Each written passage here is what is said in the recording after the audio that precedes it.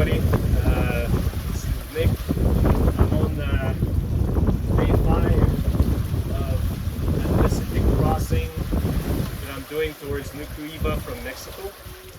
I lost my autopilot, I guess yesterday, and it's completely not working anymore. Conditions of sailing yesterday were kind of super calm, mild in the morning, and they got to be a bit more challenging in the afternoon. Right now, it was very calm early this morning at 4 o'clock, but the wind's picking back up. All of that is as forecasted by Predict Wind, so the forecast is good. I had some worries yesterday because I thought, like, geez, am I going to be, you know, I drove 77 miles total yesterday of the boat, and then at around 10:30 at night or something like that, I was tired, and I just hoped to. So I just made a simple heave-to maneuver, placed the boat, that quiets up the boat real good. The wind actually dropped down at night, so I was able to sleep at least 6 hours. Drank some water this morning. I'm able to eat. So all in all, not a bad deal. Well, it's a bad deal. Like I'd rather have my autopilot, but I'm trying to see the upsides of it. Two things, like normally when I have the autopilot, I'll be traveling and I rely on AIS traffic avoidance. You know, I rely on other boats to see me, avoid me, or my alarm to tell me that another boat is coming and advise me of that. I feel like when I'm heaved to and I'm just drifting at 1 knot and I'm transmitting on AIS, like I have some lights on the boat also. So and there's not that many boats. There are boats around here, mainly some fishing boats from out of Mexico that come here to fish tuna. But I feel pretty safe just taking a break like that at night. Like normally if I had the autopilot, that means the boat would still carry on going, and I purely rely on the AIS alarm to wake me up if there's a boat in the vicinity. So that's something that's safer. The other thing is, normally as a single lander, the biggest thing is to fall overboard. In this case, like it would still be horrible if I fell overboard. I don't want to fall overboard. I make sure that I never fall overboard. You know, the cockpit is well protected here. If the weather gets worse, I have all the gear to tether myself to the boat. It's not really required right now. But if I did fall overboard, the boat would probably, like, if I could let go off the wheel, the boat has a tendency to just bluff and go place itself against the wind. So if that would happen, you know, it's better than falling overboard with an autopilot that's just going to keep the boat driving straight at 7 knots, right? So this boat would get out of control if I let go of the wheel right now.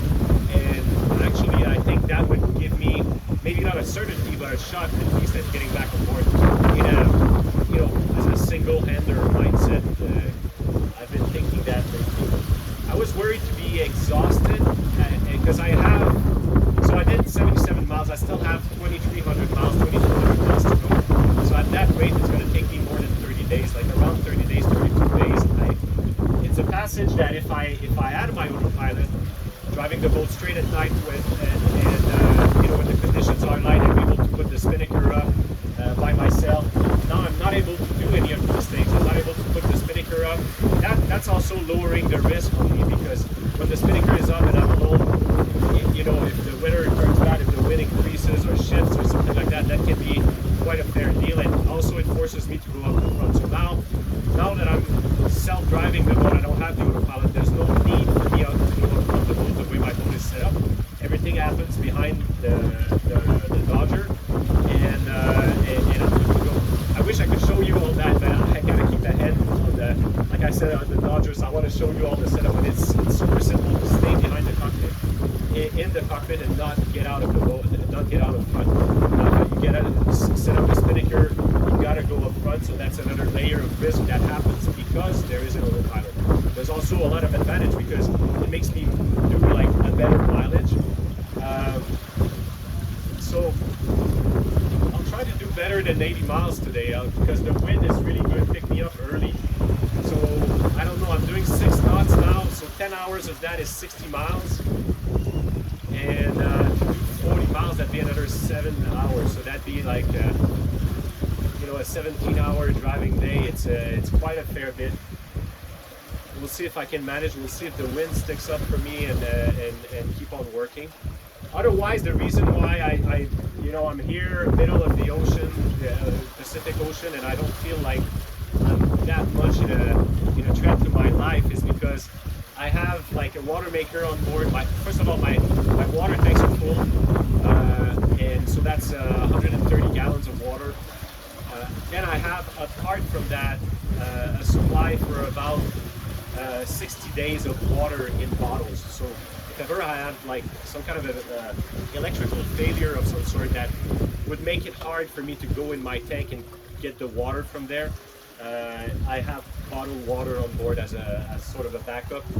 I have about 60 days of food on board. So, and now, like the worst case scenario, the worst case scenario before this was to lose the autopilot.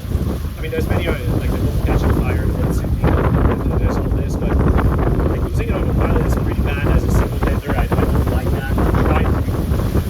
The best answer would have been to buy a brand new autopilot before I embarked on that trip. I just could not afford that.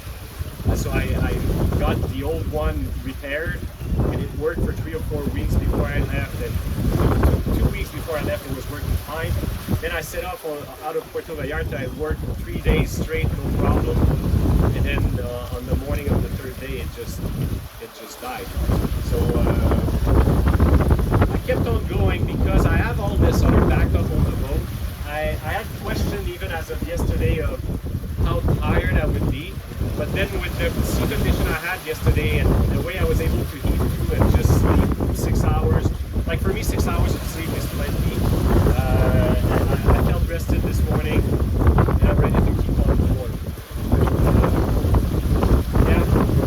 So apart from that, like the weather is exactly as forecasted. Yesterday I thought it was a bit more than was forecasted, but today is just fine. And I'm doing a nice 6.5 knot hydro generators in the water. It's a bit cloudy, so my poor solar panels are not going to produce a lot of energy in it. You know, my big draw right now is that Starlink antenna that I opened this video with. So that's a big power draw, but so far the boat's able to supply it. I may have to load shed a little bit here and there at some point if I keep getting some clouds out there. Ahead of me it looks like the clouds are subsiding, so hopefully I get some nice sun around to charge those batteries. That's the day update, day 5. Thanks for following me.